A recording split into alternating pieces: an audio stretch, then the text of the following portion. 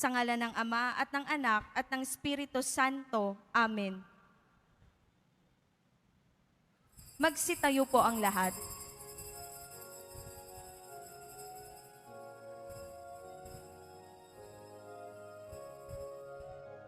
Ipahayag ang balita na ang Diyos dito'y darating.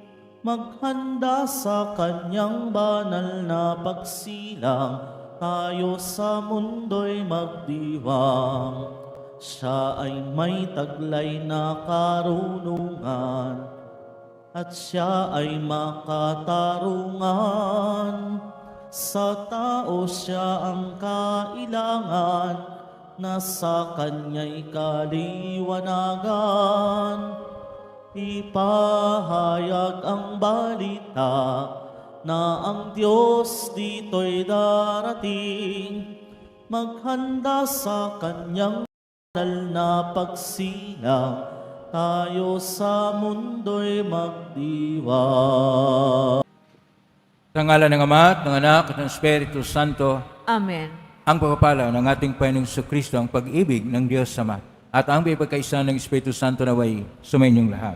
At sumaiyo rin. Mga amin na mahal ko mga kapatid, ang pagdating ng ating Panginoon ay pinangunahan ni Juan Bautista na nahula na ni Propeta Micas. Sa pagdating ni San Juan Bautista, binigyan ng pangalan ng kanyang ina at ama na siya ang biyaya ng Diyos. Kuminsan sa buhay natin, hindi natin nakikilala ang mga pagpapala at biyaya ng Diyos, at dahil dito at sa ating karupukan at kahinaan tayo nagkasala. Kaya murugtas maing Panginoong nagpapatawad ng lubos.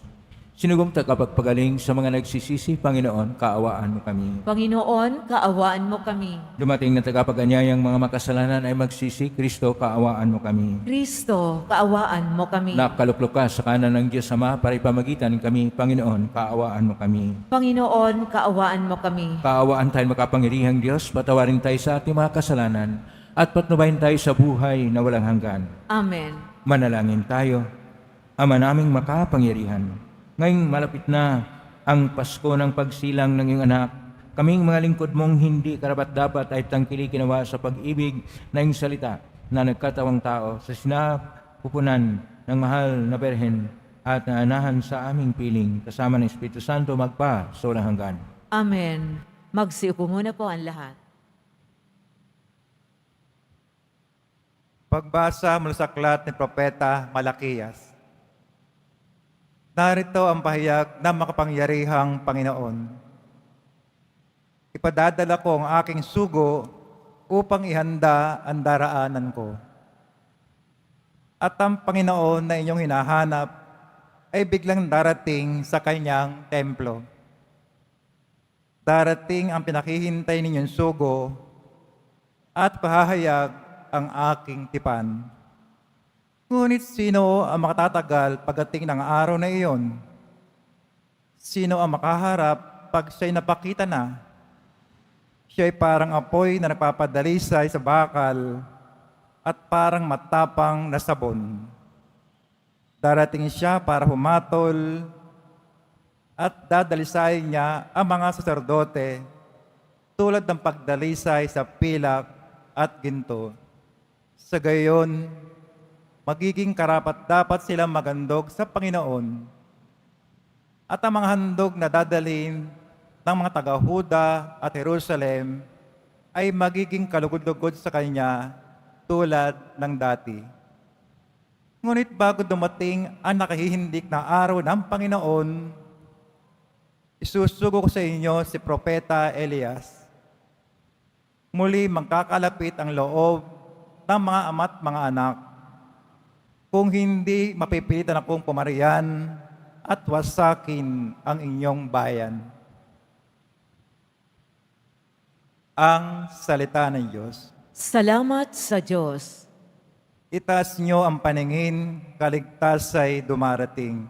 Itaas nyo ang paningin, kaligtas ay dumarating. Ang kalooban mo'y ituro, O Diyos, ituro mo sana sa bamong lingkod. Ayon sa matuwid, ako ay turuan. Ituro mo poon ang katotohanan. Itaas niyo ang paningin, kaligtasay dumarating. Mabuti ang poon at makatarungan sa mga salari, guro at patnubay. Sa mababang loob siya iyong gabay at nagtuturo ng kanyang kalooban. Itaas ninyo ang paningin, kaligtasay dumarating. Tapat ang pag-ibig, siya'y umaakay sa tumatalima sa utos at tipan.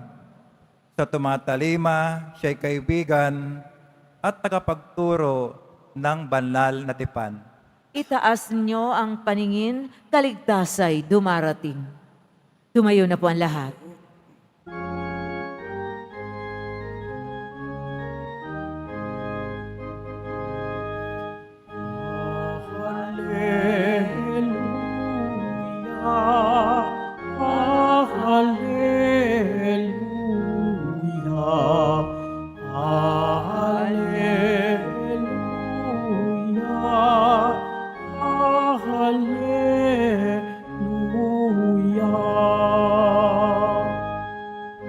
Harit batong panuluka, saligan ng sambayanan, halina't kami idangal. Hallelujah, Hallelujah, Hallelujah,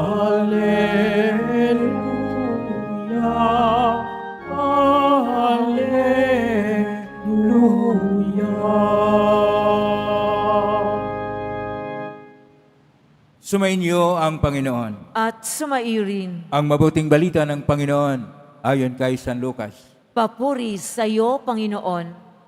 Dumating ang oras ng panganak ni Elizabeth at nagluwal siya ng isang sanggol na lalaki.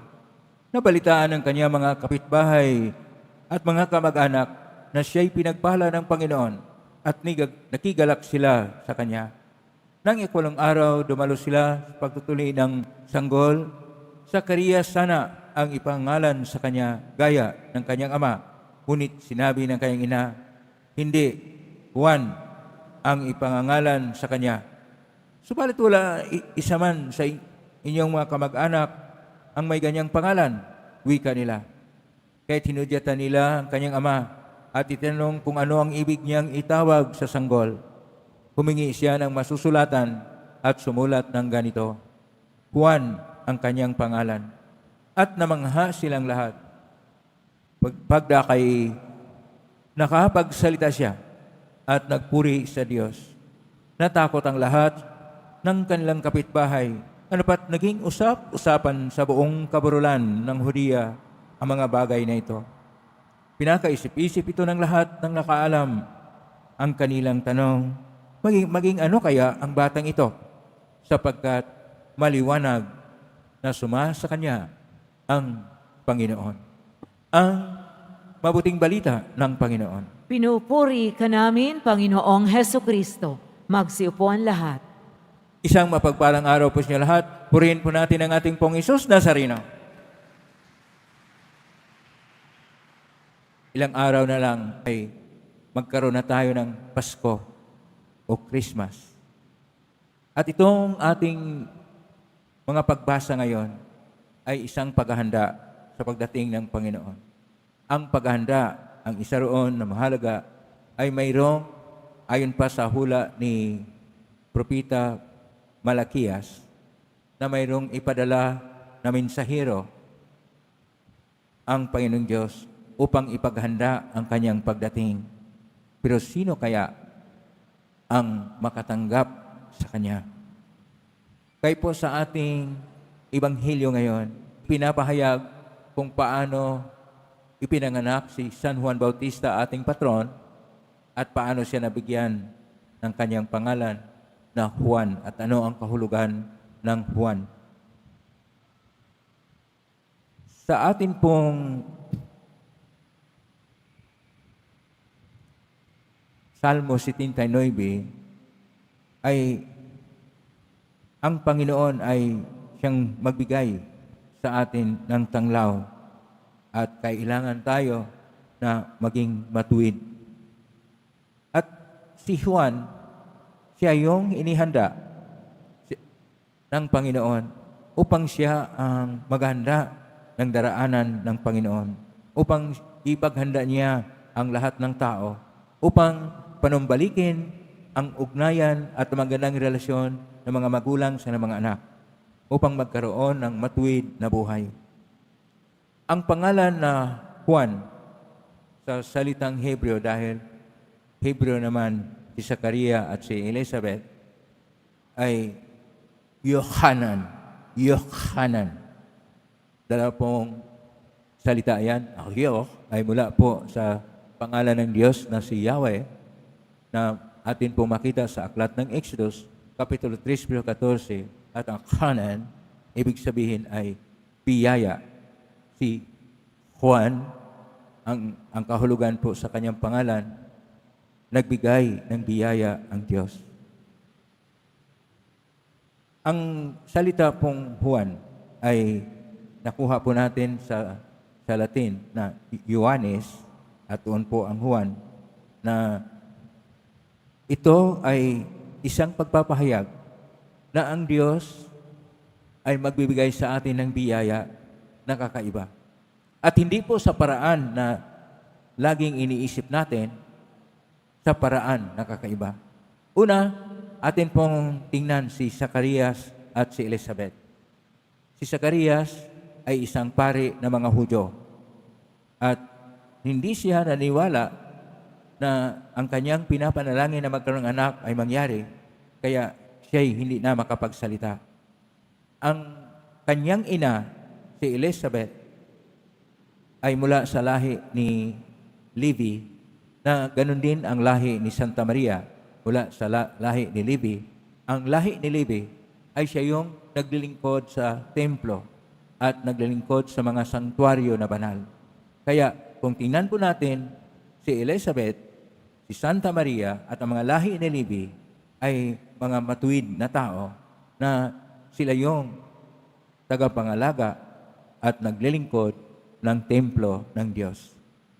At ang pagdating ni Juan ay siyang nakatakda una na siya ang nagligtas sa kadustaan ng isang babae, sapagkat ang isang babae na walang anak ay tinuturing na sinumpa. Kaya kung nagkaroon siya ng anak at mula sa panahon na hindi na maniwala ang mga tao na magkaanak pa siya dahil matanda na, ito ay isang himala na mula sa Diyos. Ibig sabihin, ang Diyos ay gumawa ng paraan upang kilalanin siya na siya pa rin ang magtagumpay sa lahat ng paraan. At pangatlo, kailangan na panibago o bago lagi ang ating pagtingin sa mga bigay o biyaya ng Diyos. Kung atin pong tingnan ngayon si Juan Bautista, una si San Juan Bautista, na siya yung tagapaghanda ng daan ng Panginoon, ay isang anak na hindi sumusunod sa kalakaran ng marami.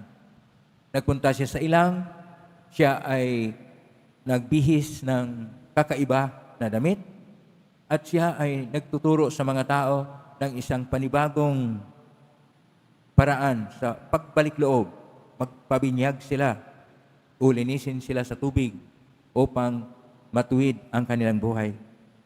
Sa mga kakaiba na ginagawa ni San Juan Bautista, sa mga kaiba din na mga pangyayari ni Zacarias at ni Elizabeth, ating makikita sa ating mga pagbasa na natupad nga ang sinasabi ni Propeta Malakias at ang mga sinasabi din sa Salmo, pero higit pa ang ginawa ng Panginoon.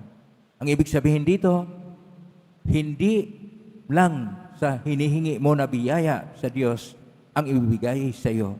Higit pa sa inasahan mo ang bibigay sa Diyos kapag ka nanalig ka sa Kanya, kapag ka ikay nagmamahal sa Kanya, at higit sa lahat kapag ka ikay naglingkod sa Kanya. Yung gusto makatanggap ng biyaya ng Diyos sapagkat ang Diyos ay mabiyaya, pumalakpak ng malakas upang ating matanggap ang biyaya ng Diyos.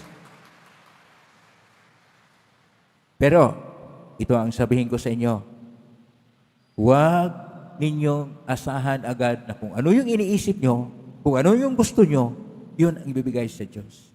Ang ibibigay sa Diyos ay higit pa sa hinihingi mo. Pero ang ibibigay sa Diyos ay para sa iyong kaligtasan at para sa buhay na ganap at ikasya, hindi ang mga panandalian at mga pansamantala na mga bagay-bagay sa mundo. Kaya paano po tayo magpasalamat o magkaroon ng pagkikilala sa mga bigay o mga biyaya ng Diyos sa buhay natin? Siyempre, sabihin nyo kaagad, ako, nagbigay naman ako kaagad ng pasalamat sa Diyos dahil ganito, ganyan. Lalo na sa Pong Isus Nazareno na isang mahimala na debuto at isang mahimala na debosyon na kung saan bibigay talaga ang biyaya ng Diyos. Pero ito ang dapat nating tingnan, na ang Diyos, gaya ng kanyang paggawa ng mga himala kay Sarah, nabasa natin sa aklat ng Henesis Kapitulo 16, verso 1 at sumusunod, kay Raquel, sa aklat ng Henesis Kapitulo 29, at kay Ana, sa unang aklat ni Samuel, Kapitulo 1, verso 2 at sumusunod, na kung saan kanya pong ibinigay sa kanila ang mga himala na hindi inaasahan. Dapat tayo rin ay handa sa mga hindi inaasahan na ibigay na mas higit pa kaysa ating inaasahan sa Diyos. Kaya si Elizabeth at si Zacarias na nakatira doon sa En-Karem, pag pupunta po kayo ngayon sa En-Karem, Israel, maganda na po ang daan. Pero makita niyo sa paligid, ang daming mga bato na mga matutulis. At nung panahon na yon, wala pang improvement sa daan, ating maalaala na napakahirap ang pagpunta sa En-Karem, pero pumunta doon ang mahal na Birhen Maria. At bakit po ginawa yon? Dahil una sa lahat, ang mahal na Birhen ay simbolo ng paglilingkod dahil nakatanggap siya ng biyaya na siya ang maging ina ng ating Poong Hesus Nazareno. Pero balikan natin si Elizabeth at si Zacarias. Dahil sila yung kagaya sa buhay natin, kailangan rin tayong magpasalamat gaya ni Zacarias at ni Elizabeth. Si Zacarias, ang kanyang pagdududa ay nawala na nung kanyang ibinigay ang pangalan na Juan. Ang pangalan na Juan na Yohanan, ang ibig sabihin, mabiyaya ang Diyos. Kanya pong pinasalamatan ang Diyos sa mabiyayang natanggap niya. Dapat ganun rin sa buhay natin. Kaya 3 bagay ang dapat natin gawin upang ating kilalanin ang mga biyaya ng Diyos at magpasalamat tayo sa Kanya. Una, sa buhay panalangin. Si Zacarias at si Elizabeth, dahil konektado sa templo, si Zacarias bilang pari ng mga Hudyo at si Elizabeth bilang sa lahi ni Levi na naglingkod sa templo, lagi silang nanalangin. Kaya tularan natin sila sa buhay panalangin. Pangalawa, ang atin pong gawin upang kilalanin natin ang biyaya ng Diyos ay ang lagi pong pag-alaala sa lahat ng biyayang bigay sa inyong Diyos. Ano po yun? Halimbawa, ikaw, paggising mo, buhay ka pa. At tuloy pa ang buhay mo at may mga biyayang dumadating na kuminsan hindi mo kinikilala at hindi mo napasalamatan ang Diyos. Pasalamatan mo naman ang Diyos dahil nakatuto ka sa hinihingi mo na hindi naman yon ang importante. Importante na ikaw ay mabuhay at ang importante ikaw ay maligtas. Pangatlo, kailangan gagawa tayo ng mabuti at mabuhay ng kabutihan. Ito ang ating pagkilala na nakatanggap tayo ng biyaya ng Diyos. Buhay panalangin na taimtim, mayroong pasasalamat at pagkilala sa lahat ng biyaya ng Diyos, paggawa ng mabuti at pagiging mabuting tao upang makilala tayo na sa Diyos, sapagkat hindi po tayo nagmumura, hindi po masama ang ating ugali, bagkus tayo ay mabuting tao at laging nagpapahayag, mayroon talagang Diyos, sapagkat may mga mabubuting tao na mapagbigay, laging nagmalasakit sa kapwa, at laging tumitingin ano ang ikabuti ng lahat. Naway ang Diyos ay sentro ng ating buhay. Naway ang Diyos ay siyang kabuluhan ng ating buhay. Amen? Purihin natin ang Diyos.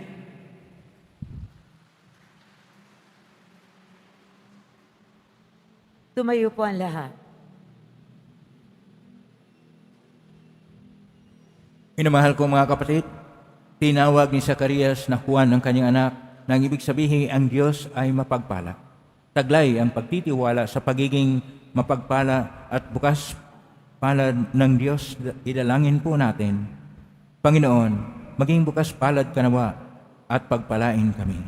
Panginoon, maging bukas palad ka nawa at pagpalain kami. Ang simbahan at mga pinuno ng pamahalaan naway tunay na maipakita ang pagiging bukas palad ng Diyos sa kanilang mapagmahal at matyagang pagdilingkod sa bayan ng Diyos. Manalangin tayo. Panginoon, maging bukas palad ka nawa at pagpalain kami. Ang ating pangalan at karangalan naway pahalagan natin bilang Kristiyano upang makatupad tayo sa ating mga pangako sa binyag. Manalangin tayo. Panginoon, maging bukas palad ka nawa at pagpalain kami. Ang mga pamilya naway pagpanibaguhin ang kanilang pagmamahalan, pagkakaisa, at pagtataguyod sa bawat isa. Manalangin tayo. Panginoon, maging bukas palad ka nawa at pagpalain kami. Ang mga may sakit naway makaranas ng ginhawa at kapanatagan dahil sa mga panalangin at pagpalakas ng loob mula sa kanilang mga pamilya at kaibigan. Manalangin tayo. Panginoon, maging bukas palad ka nawa at pagpalain kami. Ang mga yumao naway makatuloy sa tahanan ng ating Ama sa langit. Manalangin tayo. Panginoon, maging bukas palad ka nawa at pagpalain kami. Sa tahimik, idulog natin sa Panginoon ang ating mga sariling kahilingan. Panginoong Diyos, naway may kayat kami ng buhay ni San Juan Bautista sa higit na kabanalan. Pususin mo kami ng kanyang espiritu habang nagsisikap kami sa paglingkod sa iyong bayan. Nung namin ito, mangitan ni Kristo ang aming Panginoon. Amen. Magsiupo ang lahat.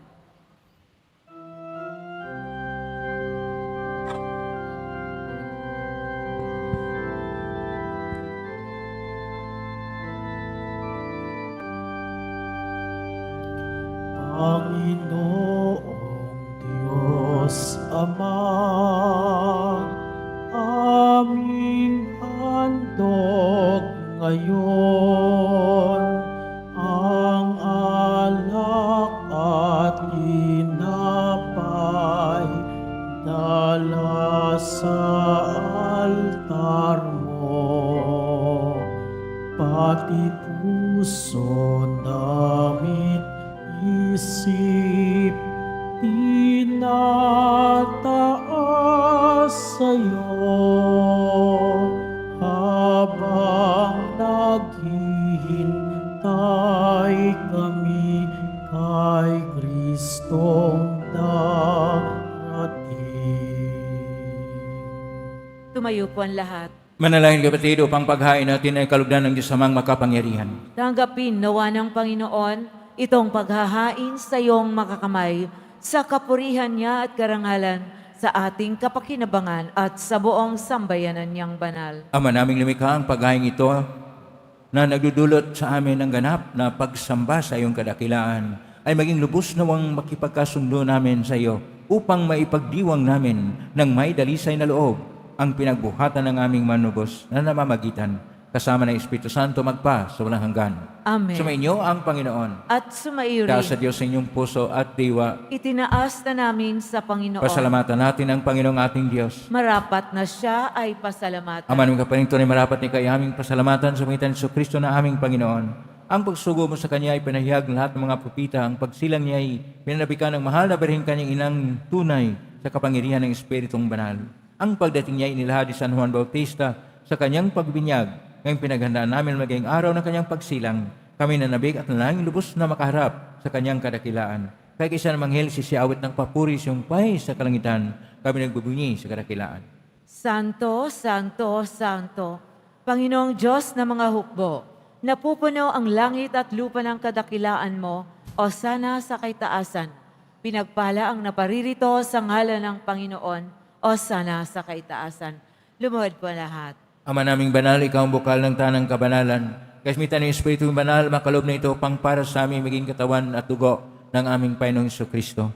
Bago niya pinagtiisang ko sang loob na maging handog, hinawakan niya ang tinapay, pinasalamatan kanya, pinaghati-hati niya yon, iniabot sa kanyang malagad at sinabi, tanggapin ninyong lahat ito at kanin.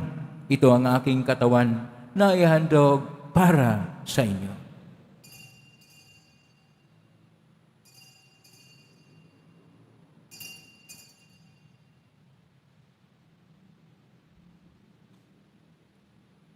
Gaya naman matapos ang hapunan, hinawakan niya ang kalis, muli kanyang pinasalamatan.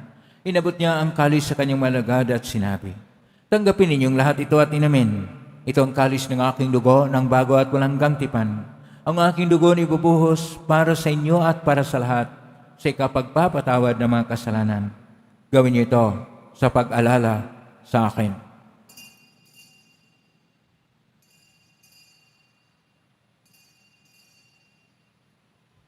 Tumayo na po ang lahat. Ang misteryo ng pananampalataya.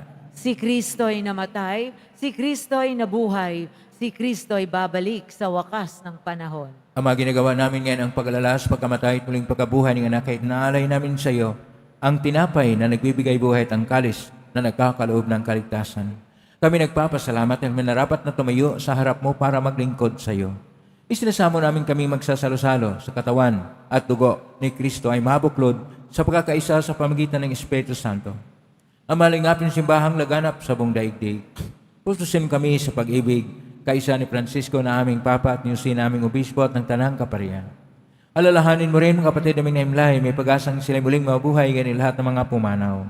Kawaan mo sila at patuloyin sa iyong kaliwanagan. Kawaan mo inubatin kaming lahat na makasalo siyang buhay na walang wakas, kaisa ng mahal na Birhen Maria na ina ng Diyos, ng kabiyak ng puso niya ang San Jose, kaisa ng mga apostol, ni San Juan Bautista, ni San Roque, ni San Lorenzo Reyes de Manila, ni San Pedro Calungsod, at ng lahat ng mga banal na namuhay sa daigdig ng kalugod-lugod sa iyo, may pagdiwang nawa namin ang pagpupuri si karangal mo sa pangitan ng anak na aming Panginoong Kristo. Sa pamamagitan ni Kristo, kasama niya at sa Kanya, ang lahat ng parangal at papuri ay sa iyo, Diyos Amang makapangyarihan, kasama ng Espiritu Santo, magpasawalang hanggan.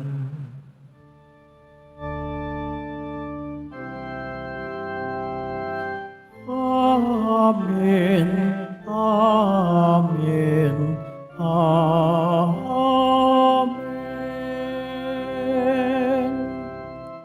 Sa tagubilin, marikaling na utos sa turo ni Jesus na Panginoon natin at Diyos, ipahayag natin ng lakas loob. Ama namin, sumasalangit ka, sambahin ang ngalan mo. Mapasa amin ang kaharian mo. Sundin ang loob mo dito sa lupa para nang sa langit. Bigyan mo kami ng aming kakanin sa araw-araw at patawarin mo kami sa aming mga sala para nang pagpatawad namin sa nagkakasala sa amin at huwag mo kaming ipahintot sa tukso at iadya mo kami sa lahat ng masama. Hinihiling namin kami iadya sa lahat ng masama, pagkalooban ng kapayapaan araw-araw, iligtas sa kasalanan at ilay sa lahat ng kapahamakan samantalang aming pinanabikan ang dakilang araw ng pagpapahayag ng tagapagligtas naming si Jesucristo. Sapagkat iyo ang karian at ang kapangyarihan at ang kapurihan magpakailanman. Amen. Panginoong Jesucristo, sinabi mo sa mga apostol, kapayapaan ang iniiwan ko sa inyo, ang aking kapayapaan ang binibigay ko sa inyo. Tunghen mo ang panampalataya at huwag ang aming pagkakasala. Pagkalooban mo kami ng kapayapaan at pagkakaisa ayon sa iyong kalooban, kasama ng Espiritu Santo, magpa sa walang hanggan. Amen. Ang kapayapaan ng Panginoon ay laging sumainyo. At sumaiyo rin. Magbigay kayo ng kapayapaan sa isa't isa. Kordero ng Diyos na nag-aalis ng mga kasalanan ng sanlibutan, maawa ka sa amin. Kordero ng Diyos na nag-aalis ng mga kasalanan ng sanlibutan, maawa ka sa amin. Kordero ng Diyos na nag-aalis ng mga kasalanan ng sanlibutan, ipagkaloob mo sa amin ang kapayapaan. Lumuhod po ang lahat. Ito ang kordero ng Diyos. Ito ang nag-aalis na makasalanan ng sanlibutan. Mapalad ang mga inaanyayahan sa piging ng kordero. Panginoon, hindi ako karapat-dapat na magpatuloy sa iyo, ngunit sa isang salita mo lamang ay gagaling na ako. Katawan at tungo ni Kristo. Amen.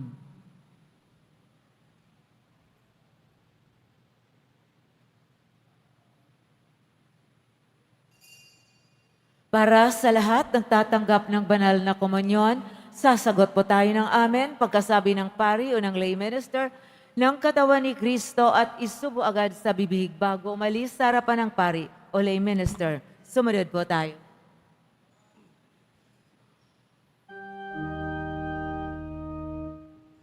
Tumayo na po ang lahat. Manalangin tayo, Ama naming mapagmahal, kaming pinapagsalo mo sa piging na banal, ay pagkaluban mo ng iyong kapayapaan upang kami makapaghintay at makasalubong ng may ilawang nagdiringas para sa pagdating ng pinakamahal mong anak na namamagitan kasama ng Espiritu Santo magpa sa walang hanggan. Amen.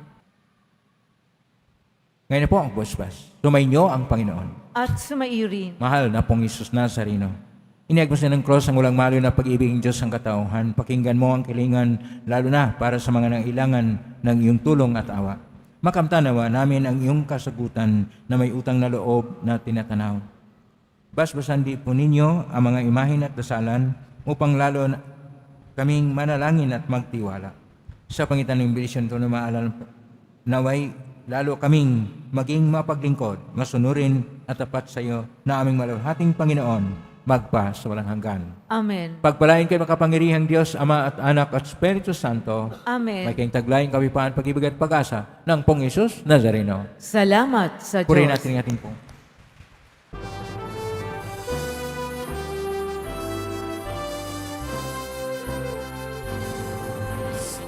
Padre Jesus Nazareno, sinasamba ka namin. Ipintuho ka namin, aral mo ang aming buhay at kaligtasan. Cristo Padre Jesus Nazareno, iligtas mo kami sa kasalanan. Ang krus mo pinamatayan ay sagisag ng aming kaligtasan. Nuestro Padre Jesus Nazareno, dinarangal ka namin. Nuestro Padre Jesus Nazareno, dinulwalhati ka namin. Nuestro Padre Jesus Nazareno, dinarangal ka namin. Nuestro Padre Jesus Nazareno, niluluwalhati ka namin.